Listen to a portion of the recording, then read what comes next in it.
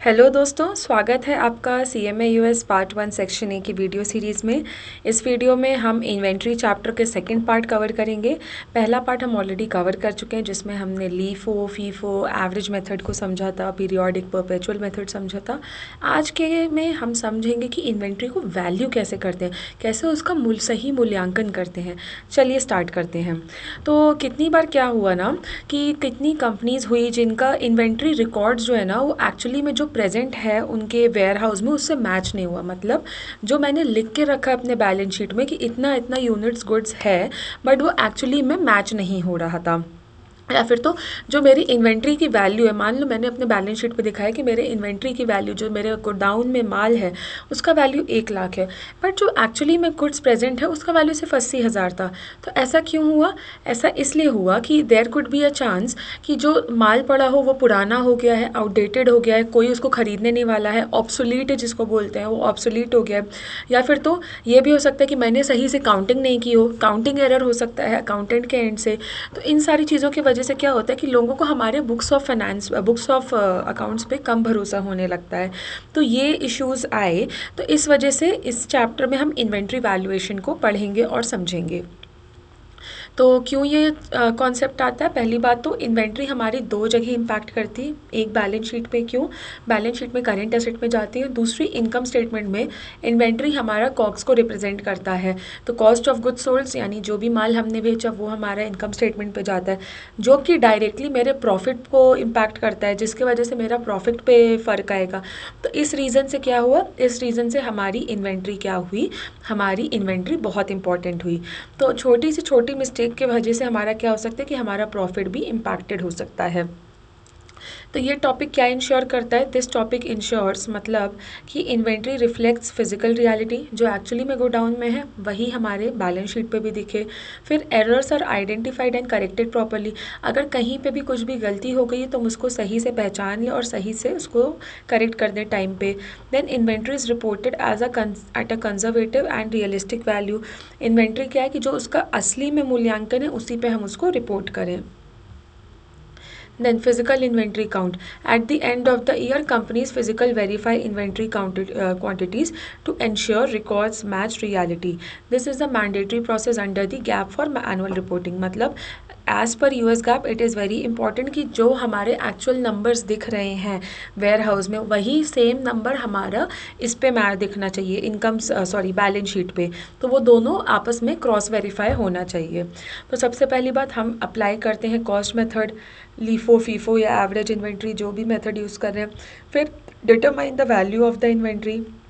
Then record the adjustments, जो भी adjustment है उसको रिकॉर्ड करें। फिर उसके बाद क्या करते हैं, फिर से फिजिकली वेरीफाई करते हैं कि जो भी हमारा क्वांटिटी है वेयर हाउस में, क्या वो एग्जैक्टली सेम है जो मेरे बैलेंस शीट पे है। Important rule: physical inventory count is required annually under GAAP. It is not required for interim और quarterly reporting periods. मतलब हर साल के एंड में जब हम अपना फाइनल फाइनेंशियल स्टेटमेंट्स पब्लिश कर रहे हैं तब हमारा इम्पॉर्टेंट है कि हम अपने इन्वेंट्री को फिजिकली जाके अपने वेयर हाउस में काउंट करें। बट जब हम अपना क्वार्टरली फाइनेंशियल स्टेटमेंट्स इशू करें उस समय ये मैंडेटरी नहीं है। Then coming to the adjustment journal entries, क्या हमारी एडजस्टमेंट जर्नल एंट्रीज़ है? पहली बात तो दो सिचुएशन हो सकती है। पहला सिचुएशन हो सकती है कि मेरे बुक्स ऑफ अकाउंट्स में इन्वेंट्री ज़्यादा होगी एंड मेरे वेयर हाउस में कम होगी, या तो इसका उल्टा होगी। चलो नंबर्स लिख लेते हैं एक बार to make it easier. Physical count मान लो मेरा 120 है, फिजिकल काउंट मेरा 120 है, बट रिकॉर्डेड मेरा, सॉरी उल्टा मैंने बोल दिया, हाँ फिजिकल काउंट मेरा 120 और रिकॉर्डेड मेरा 150 है। मेरे बैलेंस शीट में 150 मेंशन्ड है, बट फिजिकल काउंट मेरा कम है। मेरा एक्चुअली में वेयर हाउस में सिर्फ 120 यूनिट है, बट मेरे बैलेंस शीट पे 150 यूनिट है। तो इन्वेंट्री ओवरस्टेट हुई। ओवरस्टेट मतलब कि जितना एक्चुअली में है उससे ज़्यादा मेरे बैलेंस शीट पे दिख रहा है। तो इस केस में हम एक लॉस एंट्री पास करेंगे।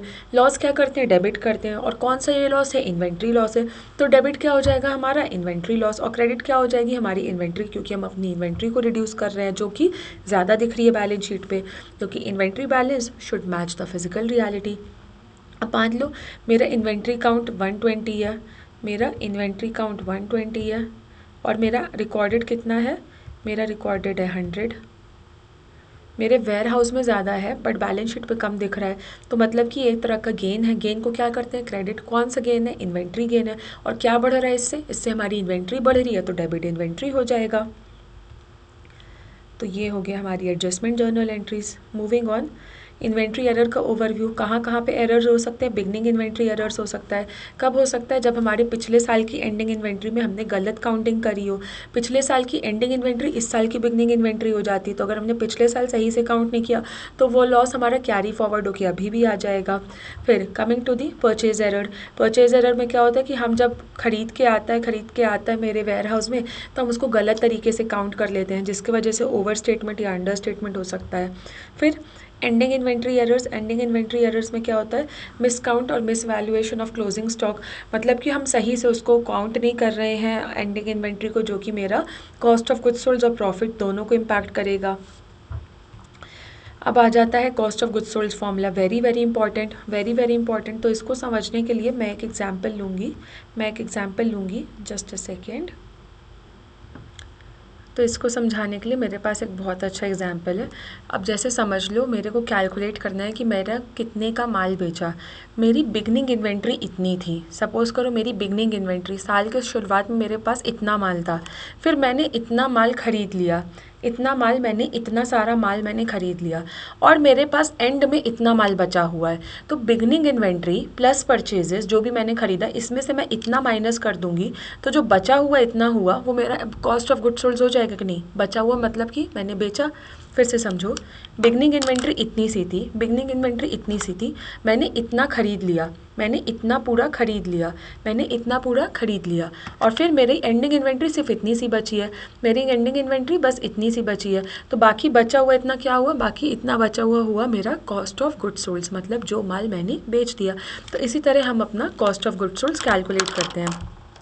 ये फॉर्मूला बहुत ज़्यादा इंपॉर्टेंट है। आप आगे जाके सीपीए की पढ़ाई करो, एसीसीए की पढ़ाई करो, या चाहे सीएफए में भी आई थिंक ये शायद कहीं ना कहीं यूज़ होता है या नहीं, आई डोंट नो, बट कहीं भी आप फाइनेंस अकाउंटिंग की पढ़ाई करो, this formula is very very important.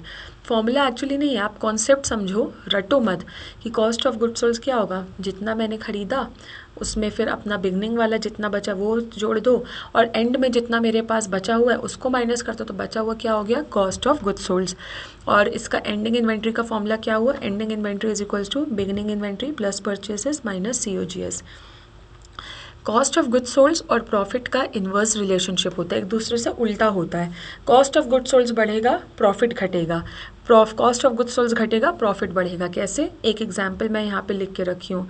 तो देखो, सेल्स में से cost of goods sold minus करते हैं, तो मेरा प्रॉफिट आता है, राइट। अब मान लो मेरा सेल्स 1000 है, इसमें से मैंने 800 घटाया as cost of goods sold, तो मेरा प्रॉफिट कितना हुआ, 200। फिर सेल्स है 1000, इसमें से कॉस्ट ऑफ गुड्स सोल्ड है 500, तो मेरा प्रॉफिट कितना बचा हुआ, प्रॉफिट मेरा बचा हो गया 500। तो तुम ये देखो कि कॉस्ट ऑफ गुड्स सोल्ड अगर बढ़ा है, 500 से 800 हुआ है, तो मेरा प्रॉफिट कम हो गया। वहीं अगर कॉस्ट ऑफ गुड्स सोल्ड मेरा कम है तो प्रॉफिट मेरा ज़्यादा है, दोनों में उल्टा रिलेशनशिप है। अब एग्ज़ाम में अगर स्ट्रैटेजी क्या होनी चाहिए, हमारी की स्ट्रैटेजी होनी चाहिए क्या, एग्ज़ाम में कैसे क्वेश्चन सॉल्व करो जब मेरे accounts inventory accounts incorrectly reported है। 2 कॉलम्स बना लो, एक कॉलम में इनकरेक्ट फिगर्स लिख लो जो गलती से गलत हमने रिकॉर्ड किया है, दूसरे कॉलम्स में सही फिगर्स जो होने चाहिए वो लिख लो। एग्जाम्पल दिया हुआ है, एग्जाम्पल के हेल्प से समझते हैं। बिगनिंग इन्वेंट्री दिया, परचेजेस दिया, एंडिंग इन्वेंट्री, कॉग्स दिया है। जो रिपोर्टेड है यानी कि जो गलत है वो यहाँ पे मेंशन्ड है, जो करेक्ट है वो यहाँ पे मेंशन्ड है। फिर सबका कैलकुलेशन पूरा कर लिया, final difference cost of goods sold में दोनों के बीच में कितना है, 27,000। तो मेरा कॉग्स इज़ अंडरस्टेटेड बाय 27,000। यहाँ पे देखो, करेक्ट कॉग्स होना चाहिए था 6,02,000, बट हमने रिकॉर्ड कितना किया है, 5,75,000। तो मेरा कॉग्स इज अंडरस्टेटेड कितना कम है, 27,000 से। तो मेरा प्रॉफिट कितने से ओवरस्टेट हो गया, मेरा प्रॉफिट ओवरस्टेट हो गया बाय द सेम अमाउंट। फिर आता है सेल्फ करेक्टिंग एरर्स। मतलब अगर मान लो मैंने ईयर 1 में मेरा एंडिंग इन्वेंट्री ओवरस्टेट हो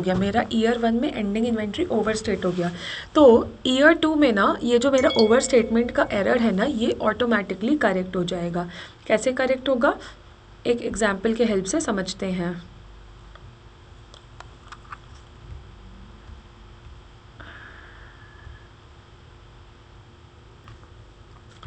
तो ये जो सेल्फ करेक्टिंग एरर्स होते हैं ना, ये अपने आप जो है ना सही हो जाते हैं। कैसे सही होते हैं, आओ चलो देखते हैं, एग्जाम्पल के हेल्प से समझते हैं, ज़्यादा इजी होगा। तो हमारे पास सिनेरियो क्या दिया है कि ईयर 1 में ना ending inventory is over stated by 20,000। मतलब ईयर 1 में अगर आप देखो, एक साइड हमने इनकरेक्ट डेटा लिख लिया है, एक साइड करेक्ट फिगर लिख लिया है। तो ईयर एंड में एंडिंग इन्वेंट्री ईयर 1 में 1 लाख होना चाहिए था, बट कितना हो गया, 1,20,000 हो गया। कितना हो गया, 1,20,000 हो गया गलती से। इसके वजह से क्या हुआ, मेरा cost of goods sold is under stated by 2,30,000। होना कितना चाहिए था, 2.5 लाख होना चाहिए था, 2.5 लाख, बट हमने कितना रिकॉर्ड किया, 2,30,000। ये कॉस्ट ऑफ गुड्स सोल्ड कैसे आया, beginning inventory plus purchases give you cost of goods available for sale, उसमें से एंडिंग इन्वेंट्री माइनस कर दिया, ये आ गया 2,30,000 cost of goods sold. Cost of goods sold under stated है तो प्रॉफिट ओवर स्टेटेड हो जाएगा, राइट। तो मेरा यहाँ पे देखो, अगर सही प्रॉफिट होना चाहिए था 1.5 लाख, बट आ कितना रहा है, 1,70,000। क्यों, क्योंकि मेरा कॉस्ट ऑफ गुड्स सोल्ड है 2,30,000। ये 1,70,000 कैसे आया, 4 lakh minus 2,30,000, that's how I calculated. अब इस साल का जो एंडिंग इन्वेंट्री है, ये जो एंडिंग इन्वेंट्री है, ये हो जाएगा बाद में बिगनिंग इन्वेंट्री। तो ये 1,20,000 का जो ओवर स्टेटमेंट है, ये बिगनिंग इन्वेंट्री बन गया, ये from year 1 incorrect ending inventory. और फिर यहाँ वाला भी, ये सही वाला फिर यहाँ पे दिया है। अब फिर से जब कैलकुलेशन किए, तो जब हम यहाँ पे कॉस्ट ऑफ गुड्स सोल्ड अपना कैलकुलेट कर रहे हैं, तो ये ओवर स्टेटेड आ रहा है। क्यों, होना चाहिए एक्चुअली में 3,40,000। भाई ये तुम कैलकुलेशन करो, beginning inventory plus purchases minus ending inventory, 3,40,000 आना चाहिए, बट आ कितना रहा है, 3,60,000 आ रहा है। ठीक है, तो फिर हम अपना प्रॉफिट कैलकुलेट करें, तो 4,50,000 माइनस 3,60,000, प्रॉफिट आ रहा है 90,000, बट एक्चुअली में सही प्रॉफिट होना चाहिए 1,10,000। तो ये देखो, ग्रॉस प्रॉफिट ईयर 1 में 20,000 से ओवर स्टेटेड था, 20,000 ज़्यादा था। इस साल मेरा देखो, इस साल देखो 1,10,000 से 90,000 हो गया, 1,10,000 से 90,000 हो गया, 20,000 कम हो गया। पिछले साल 20,000 ज़्यादा था, इस साल 20,000 कम हो गया। तो इसका मतलब क्या हुआ, जो मेरा वो एरर था, it is a self correcting error in nature, अपने आप वो रिवर्स ऑफ हो गया, बट इन अनदर पीरियड।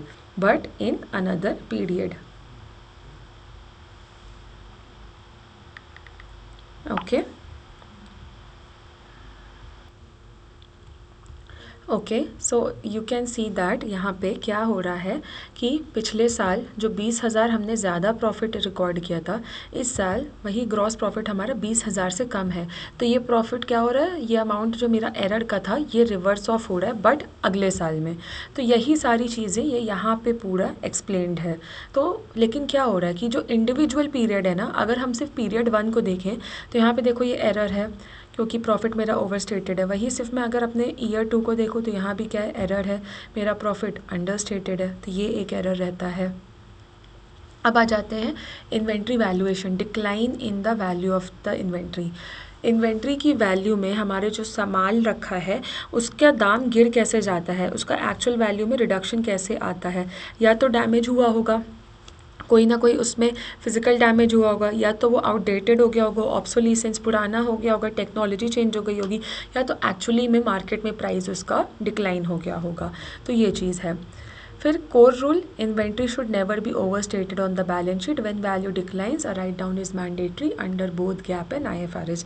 जब भी दाम हमारी इन्वेंट्री का गिर रहा है, दाम घट रहा है, तो हमें एक राइट डाउन एंट्री रिकॉर्ड करनी चाहिए under both gap and IFRS, because inventory को कभी भी ओवर स्टेट करके जो उसकी एक्चुअल वैल्यू है उससे ज़्यादा करके बैलेंस शीट पे नहीं दिखाना चाहिए। अब आ जाते हैं हमारा इन्वेंट्री वैल्यूएशन मेथड। तो 2 मेथड्स हैं, एक है LC/NRV जो अभी हम समझेंगे, इसके बाद है LCM। अगर हम अपने बुक्स ऑफ अकाउंट्स को लीफो के अलावा किसी और मेथड से प्रिपेयर कर रहे हैं, अगर हम अपने inventory accounting, to be precise inventory accounting LIFO method के अलावा किसी और मेथड से प्रिपेयर कर रहे हैं, then we will use the LC/NRV method to value my inventory. Which method, LC/NRV, अगर लीफो के अलावा कोई और है। अच्छा, LC/NRV में क्या होता है जिसमें हम क्या लेते हैं, as the name says lower of cost और नेट रिलाइजेबल वैल्यू, इन दोनों में से जो भी कम होगा ना वो मेरी इन्वेंट्री की वैल्यू होगी। एनआरवी क्या होता है, नेट रिलाइजेबल वैल्यू, कितना तुम्हें बचा एंड में, तो which is equals to selling price minus cost to sell, selling price minus cost to sell. अच्छा, अब जैसे यहाँ पे एक छोटा सा एग्जाम्पल दिया है, आगे फुल फ्लेजेड एग्जाम्पल भी दिया है, टेंशन मत लीजिएगा। तो सबसे पहली बात, कॉस्ट दिया है 50, एनआरवी दिया है 55, तो इन दोनों में से कम क्या है, इन दोनों में से कम 50 है, तो 50 will become my value of my inventory. फिर कॉस्ट 80 और एनआरवी 60, इन दोनों में से कम क्या है, एनआरवी, तो NRV will become the cost of my inventory. One important point to be noted, जब हमारा एनआरवी कॉस्ट से कम होता है तब हम अपने इन्वेंट्री का राइट डाउन करना ही करना पड़ेगा। क्यों, क्योंकि हमारा जो एक्चुअल में उसका मूल्य है, उसका जो एक्चुअली में वैल्यू है वो घट चुका है। मेरा नेट रिलाइजेबल वैल्यू 60 है, जो कि हमने 80 पे ख़रीदा था, तो 20 रुपये में राइट डाउन रिकॉर्ड करूँगी। अच्छा, ये किस लेवल्स पे अप्लाई होता है, 3 लेवल पे अप्लाई होता है। इंडिविजुअल लेवल, जिसमें सबसे ज़्यादा कंजर्वेटिव है, जिसमें हम सबसे ज़्यादा केयरफुली होके यूज़ करते हैं मेथड को, जब इसलिए होता है जब हर एक आइटम मेरे जो इन्वेंट्री पे है ना वो अलग अलग दाम का हो सकता है। जैसे सपोज़ करो मैं एंटीक वासेस बेचती हूँ, एंटीक फ्लावर पॉट्स और वास बेचती हूँ, तो उस केस में मैं हर एक आइटम को अलग अलग वैल्यू करूँगी, तो वो हो जाता है मेरा इंडिविजुअल आइटम मेथड। फिर मान लो कि मैं एंटीक आइटम बेचती हूँ बट मेरे पास काफ़ी सारी चीज़ें हैं, मेरे पास वासेस हैं, मेरे पास पुरानी क्रॉकरी है, एंटीक क्रॉकरी है, एंटीक क्लॉक्स है, तो एक एक ग्रुप को मैं इंडिविजुअली वैल्यू करूँगी। तो उसमें क्या होता है, we compare the groups of similar items together, जिसमें जैसे वॉचेस हो गए, क्लॉक्स हो गया, एक साथ करेंगे, क्रॉकरी एक साथ करेंगे, ठीक है, तो उसको कहते हैं ग्रुप लेवल। फिर होता है इंटायर इन्वेंट्री, जो कि लीस्ट कंजर्वेटिव मेथड है। इसमें ये उस केस में करते हैं जब मेरे को पता है कि मेरे गोडाउन में सारे माल एक तरह के हैं, तब हम क्या करते हैं, तब हम लीस्ट कंजर्वेटिव मेथड यूज़ करते हैं। नाउ LC-NRV मेथड का एक पूरा का पूरा एग्जाम्पल दिया हुआ है, इसके हेल्प से आपका LC-NRV मेथड बहुत ईजिली क्लियर हो जाएगा।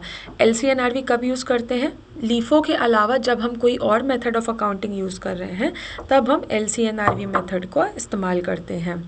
4 प्रोडक्ट्स दिए हैं XYZW, ठीक है, हर एक का कॉस्ट दिया है और NRV कैलकुलेट करके दिया है, हमको बस कैलकुलेट करना है, फाइंड आउट करना है कि कौन सा इसका वैल्यू हुआ इन्वेंट्री का।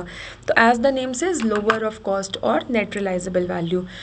NRV क्या होता है, NRV is sales minus cost to sell, so that's how we have calculated it. अच्छा, प्रोडक्ट X में देखो कॉस्ट कम है या NRV कम है, कॉस्ट कम है तो that will become my value. Product Y में देखो कॉस्ट कम है या NRV कम है, NRV हमारा कम है, so that will become my product value. Product Z में देखो कॉस्ट कम है या NRV कम है, कॉस्ट कम है, तो दोनों में से कम कौन सा हुआ, कॉस्ट, तो that will become the value of my inventory. Product W में देखो कॉस्ट कम है या NRV कम है, NRV कम है, so that will become the value of my inventory. और ये सारा का सारा कैसे निकला, selling price minus cost to sell, selling price minus cost to sell. फिर हम लोग को अगर फाइंड आउट करना है कि मेरे टोटल इन्वेंट्री की वैल्यू कितनी है, तो इन सारी वैल्यूज़ का सम टोटल ले लेंगे, 350 will be my value of my inventory, 350 will be my value of my entire inventory. तो सबसे पहले NRV हर एक यूनिट का कैलकुलेट करते हैं, कंपेयर करते हैं कॉस्ट वर्सेस NRV, दोनों में से जो कम है उसको यूज़ करते हैं एज द वैल्यू, और फिर सारी LC-NRV वैल्यूज़ को सम टोटल कर देते हैं। If NRV is less than cost a write down is required, मतलब कौन कौन से केस में, प्रोडक्ट Y प्रोडक्ट W के केस में। क्यों, क्योंकि मेरा जो नेट रिलाइजेबल वैल्यू है वो क्या है 70 और मेरा कॉस्ट कितना है 80, तो जब भी मेरा नेट रिलाइजेबल वैल्यू कॉस्ट से कम होगा तब हम इन्वेंट्री का राइट डाउन रिकॉर्ड करेंगे। Write down means what, balance sheet में अपना दिखाएंगे कम वैल्यू पे, और जो अमाउंट उसका वैल्यू कम हुआ है उसको हम इनकम स्टेटमेंट में दिखा देंगे। फिर आ जाता है LCM मेथड। LCM मेथड किस में कब होता है, लीफो के केस में, लीफो में ही सिर्फ हम लोग LCM मेथड यूज़ करते हैं। तो लोअर ऑफ कॉस्ट और मार्केट, कॉस्ट हमें पता रहेगा और मार्केट वैल्यू क्या होगी, market value is middle of these three. What are these three, one is ceiling, one is replacement cost and 1 is floor. Ceiling क्या होगा, सीलिंग मेरी NRV होगी, रिप्लेसमेंट कॉस्ट दिया रहेगा। फ्लोर क्या होगा, NRV minus normal profit margin. ठीक है, तो सीलिंग मतलब कि क्या, कि market can not exceed this, market price can not exceed this, और फ्लोर मतलब क्या, कि इससे ज़्यादा कम मेरे भी प्रोडक्ट के दाम नहीं हो सकता है। So this is the middle value of all the three figures. This is the middle value of all the three figures. So अब हम लोग देखते हैं क्वेश्चन, एक एग्जाम्पल जिससे हमारे ये एकदम क्लियर हो जाएगा। हमें एक आइटम दिया है जिसका नाम है विजिट एक्स, इसका कॉस्ट दिया है, इसका रिप्लेसमेंट कॉस्ट दिया है। तो इसका सीलिंग क्या होगा, NRV होगा, सीलिंग इज NRV, और फ्लोर क्या होता है, floor is NRV minus normal profit. क्योंकि NRV सीलिंग हो गया तो फ्लोर क्या होगा भाई, सीलिंग में से कुछ माइनस करेंगे, क्या माइनस करेंगे, नॉर्मल प्रॉफिट। तो वो ये मेरा फ्लोर बन गया। अब इन तीनों का मिडिल वैल्यूज़, इन तीनों में से मिडिल वैल्यू जो होगा वो मेरा मार्केट वैल्यू बन जाएगा। इन तीनों का मिडिल मेरा मार्केट वैल्यू हो गया, इन तीनों का मिडिल हो गया मेरा रिप्लेसमेंट कॉस्ट या NRV, दोनों सेम ही है, तो 90 मेरा हो गया मार्केट वैल्यू। अब lower of cost and market, lower of cost and market, तो 100 में से और 90 में से क्या कम है, 90 कम है, तो 90 मेरा क्या हो जाएगा, 90 मेरा ये हो जाएगा, 90 मेरा ये हो जाएगा। कैलकुलेट करना है फ्लोर एंड सीलिंग, कैलकुलेट करेंगे फ्लोर और सीलिंग पहले। सीलिंग क्या है मेरी NRV, फ्लोर क्या होगा NRV minus normal profit margin. फिर determine the market value, market value कितनी है 90, और अप्लाई करेंगे LCM, LCM में क्या है, लोअर ऑफ कॉस्ट और मार्केट, दोनों में से कम क्या है मार्केट वैल्यू, तो ये मेरा हो जाएगा। सीलिंग दिया है, मिडिल वैल्यू क्या होगी, और फ्लोर दिया हुआ है, तीनों दिया है, तीनों का मिडिल यानी कि रिप्लेसमेंट कॉस्ट, जो कॉस्ट हम इनकर करेंगे, जो लागत मेरी होगी हमें इस पर्टिकुलर प्रोडक्ट को मार्केट में दूसरा लेके आने की, वो मेरा हो जाता है रिप्लेसमेंट कॉस्ट। तो that's how LCM method works. LCM method कब वो यूज़ होता है, जब हम सिर्फ लीफो यूज़ करते हैं, और लीफो के अलावा कोई और मेथड यूज़ कर रहे हैं तो LCNRV मेथड यूज़ होगा। ध्यान रखिएगा गाइज, LCM में C दिया रहेगा, market value will be the middle of these three, which three, replacement cost, ceiling and floor. Now recording the inventory write down, मतलब जब इन्वेंट्री की वैल्यू में डिक्लाइन आता है, जो भी उसके वैल्यू घट जाती है, तो दो मेथड है, एक है लॉस मेथड, एक है कॉग्स मेथड। लॉस मेथड में क्या होता है, लॉस मेथड हम तब करते हैं जब एक मटेरियल लॉस होता है, और कॉग्स मेथड कब होता है, जब इमटेरियल होता है। अच्छा, मटेरियल और इमटेरियल क्या होता है, ये समझो। मटेरियल मतलब वो हुआ जब जो उसका जो भी लॉस हुआ है ना, वो हमें बहुत ज़्यादा इम्पैक्ट कर रहा है, वो अमाउंट बहुत बड़ा है, तो उसको हम कहते हैं मटेरियल लॉस, यानी वो काफ़ी ज़्यादा बड़ा है अमाउंट में, और उससे हमें फ़र्क पड़ेगा। और जो ऐसा अमाउंट है वो लॉस का कि जिससे हमारे यूज़र्स ऑफ फाइनेंशियल स्टेटमेंट को पता रहे, जिसमें हमारा बुक्स ऑफ अकाउंट्स ट्रांसपेरेंट रहे, वो उनको पता रहे कि क्या क्या नुकसान हुआ है बिज़नेस में। वही इमटेरियल मतलब कि वो इतना छोटा अमाउंट है कि उससे किसी को फ़र्क नहीं पड़ता। तो लॉस मेथड है, तो लॉस मेथड में हम क्या करते हैं, डेबिट करते हैं इन्वेंट्री लॉस और क्रेडिट करते हैं अलाउंस। और कॉग्स मेथड में क्या करते हैं, डेबिट करते हैं हम कॉग्स, क्योंकि हम जो भी लॉस हुआ उसको कॉग्स में डालते हैं, और क्रेडिट करते हैं इन्वेंट्री। फिर लॉस मेथड में क्या होता है, जब इन्वेंट्री को बेचते हैं तो उसको हिस्टोरिकल कॉस्ट पे ही रिमूव करते हैं, अलाउंस अकाउंट को क्लोज करते हैं, और कोई भी प्रॉफिट और लॉस सेल के टाइम पे नहीं रिकॉग्नाइज किया जाता। क्यों, क्योंकि लॉस को हम ऑलरेडी रिकॉर्ड कर चुके हैं जब वो लॉस एक्चुअली में हुआ। ओके फिर the loss is recognised immediately in the period the decline occurs not when the goods are eventually sold.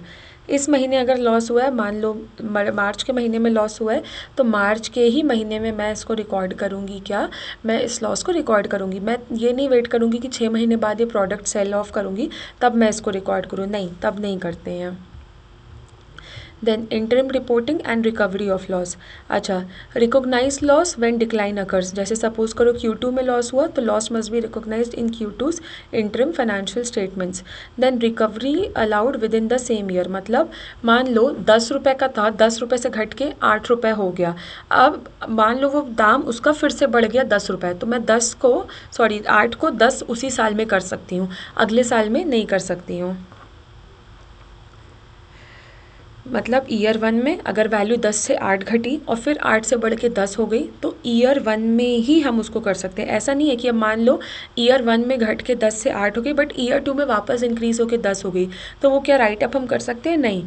Then skip loss if recovery is expected. मान लो Q2 में मैंने देखा कि मेरे प्रोडक्ट की दाम 10 रुपये से घट के 8 रुपये हो गया, बट मेरे को पता है कि हर साल ये चीज़ ऐसी होती है और आगे जाके ये और होने के मतलब वापस रिकवर होने के चांसेस हैं, और मैं देखती आ रही हूँ कि हमेशा से ये लॉस रिकवर हो जाता है, जो भी loss in value of inventory होता है। तो इस केस में हम क्या करते हैं, हम उस लॉस को नहीं दिखाते, उस लॉस को हम क्या करते हैं, it is deferred and not recognise in the interim period. Deferred means what, delay कर देते हैं, नहीं रिकोगनाइज करते हैं। फिर recovery of inventory loss, the write down is reverse but the reversal is limited to the amount of original write down. Inventory can not be return back above its original cost. What does this mean? This means कि जो हमारा inventory loss हमारा जितना हुआ, मान लो 10 रुपये में से घट के मेरी वैल्यू हो गई इन्वेंट्री की 8 रुपये। अब वापस जब दाम बढ़ा ना तो दाम बढ़ गया 12 रुपये, बट एक्चुअल में कॉस्ट थी 10 रुपये। ये 10 है, ये 12 है, तो मैं जो 8 है ना, मैं 8 को बढ़ा के सिर्फ 10 तक ही कर सकती हूँ, मैं उसको बढ़ा के 12 नहीं कर सकती। क्यों? जितने का लॉस मैंने रिकॉग्नाइज किया सिर्फ उतने तक ही मैं उस लॉस को रिवर्स ऑफ कर सकती हूँ, उससे ज़्यादा अमाउंट का लॉस मैं नहीं रिवर्स ऑफ कर सकती हूँ। So inventory can not be return back above its original cost, that's what it is saying. फिर क्या डिफरेंसेस हैं IFRS और गैप में? सबसे पहली चीज़, LCM मेथड और LCNRV दोनों गैप में यूज़ कर सकते हैं, वेयर एज सिर्फ IFRS में ओनली LCNRV। क्यों? क्योंकि IFRS में LIFO method is prohibited under IFRS, जबकि LIFO method is permitted under GAAP. LCM method LIFO के केस में यूज़ करते हैं और LIFO मेथड IFRS में प्रोहाइबिटेड है, तो इसीलिए उसको हम नहीं रिकॉर्ड कर सकते, उसको हम यहाँ वहाँ पे नहीं यूज़ कर सकते। फिर रिवर्सल ऑफ राइट डाउन, अगर हमने राइट डाउन कर दिया, सो दिस लॉस रिवर्सल का write down is not allowed in US gap. Very very important guys, please pay attention.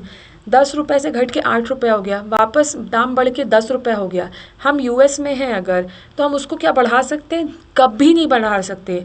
Right downs are permanent under US GAAP, but अगर हम IFRS कर रहे हैं देन इट इज़ अलाउड। अगर मैं London में हूँ, मेरा ये 10 रुपये का घट के 8 रुपये हो गया, फिर वो 10 रुपये में वापस हो गया, तो मैं उस 8 को बढ़ा के 10 कर सकती हूँ under IFRS, but never ever under gap. Always remember this guys. Then common mistakes and examiner twists. What are some common mistakes और examiner twists? तो हमारा चैप्टर पूरा ख़त्म हो चुका है। आई होप आप लोगों को समझ में आ गया होगा।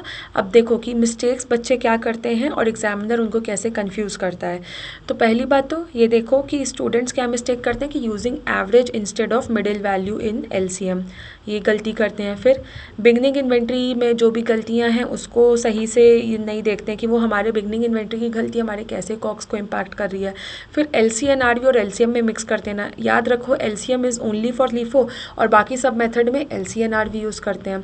फिर ये भूल जाना कि कॉग्स हमारे प्रॉफिट को कैसे इम्पैक्ट करता है। और not using the 2 column method, मतलब जब एरर दिया हुआ इन्वेंट्री में तो एक साइड इनकरेक्ट वाला एक साइड करेक्ट वाला रख लो, ये भूल जाना। फिर examiner twist to watch for, मतलब एग्जामिनर कैसे कंफ्यूज कर सकता है। Multiple errors combined in one question, काफ़ी सारे एरर्स एक ही क्वेश्चन में दे दिया। फिर हिडन ओवर स्टेटमेंट और understatement buried in scenario text. Then asking for effect on income instead of COGS, ये पूछना कि इनकम पे क्या इम्पैक्ट होगा rather than cost of goods sold पे। फिर NRV और LCM और LCNRV को सेम ही क्वेश्चन में दे देना। फिर कभी कभी इररेलेवेंट नंबर्स, यूजलेस डेटा दे देना जस्ट टू कन्फ्यूज अस। और सबसे ज़्यादा डेंजरस क्या है, जब स्टूडेंट्स क्या करते हैं ना, NRV को मिक्स कर देते हैं LIFO के साथ। NRV और मार्केट वैल्यू दोनों को मिक्स कर देते हैं while doing the calculation. So please be very careful. हम लोग क्वेश्चंस भी करेंगे तब ये चीज़ हमारे लिए और ज़्यादा क्लियर हो जाएगी। These are some of the memory tricks and some key terms which we should remember and we should understand the meaning of these. इसके हेल्प से क्या होगा, हमारा क्वेश्चन सॉल्विंग और ये चैप्टर की अंडरस्टैंडिंग बहुत क्लियर हो जाएगी। मैं ये ऑलरेडी एक्सप्लेन कर चुकी हूँ सारा का सारा। स्टिल आपको कोई डाउट हो please feel free to reach out to us. And lastly exam preparation summary, किस टाइप के क्वेश्चंस आ सकते हैं, application based analysis based type के क्वेश्चन, दोनों टाइप के आ सकते हैं। फिर क्या एग्जाम के टाइम में लास्ट मोमेंट पे हमें रिकॉल करना चाहिए, quick recall checklist that is given over here. एक चीज़ ध्यान रखो, very very important point, remember whenever you are stuck on any inventory question, write the cost formula first, it unlocks everything. कहीं भी फंस जाओ, कॉग्स का formula बस लिख दो, सबका सब कुछ आपका आराम से सॉल्व हो जाएगा। सो आई होप आपको ये चैप्टर पूरा क्लियर होगा गाइस। हमने बहुत एग्जाम्पल्स के हेल्प से ईजी वे में समझ लिया। Still if you guys have any questions, any confusions, please feel free to reach out to us. Thank you so much.